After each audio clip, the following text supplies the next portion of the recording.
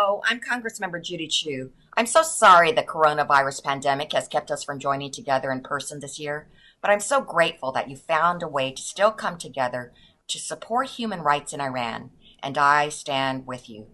Today, we remember the thousands of political prisoners who were massacred in Iran in 1988 simply for having the courage to express their political opinions. But even decades later, Iran refuses to acknowledge the killings or even tell the families where their loved ones are buried.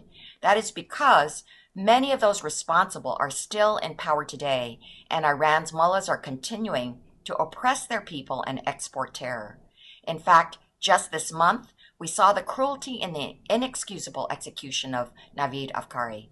The former Olympic wrestler was executed in secret after a sham trial.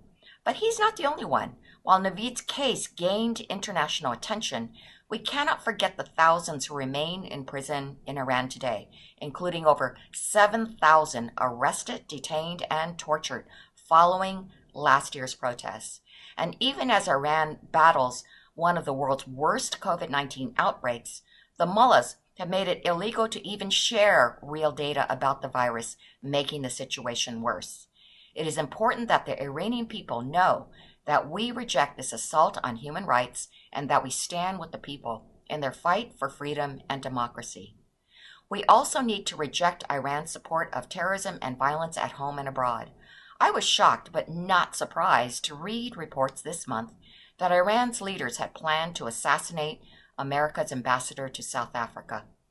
This is part of Iran's long history of sponsoring terror attacks against U.S. citizens and officials, as well as against Iranian dissidents, including a planned attack in Paris. The Iranian regime must know that we oppose this violence and oppression. That's why I supported extending the UN arms embargo on Iran, and that's why I am a co-sponsor of House Resolution 374. This critical resolution condemns Iranian state-sponsored terrorist attacks and expresses support for the people of Iran who are engaged in legitimate and peaceful protests against the Iranian regime. This resolution has over 200 co-sponsors, which sends a clear signal to the people of Iran that they are not alone.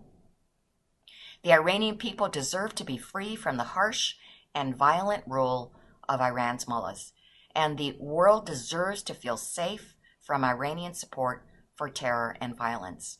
I support your work to establish a free and democratic Iran that works with the U.S. and others to build a safer world. So thank you for all of your important work to promote human rights and a more free Iran.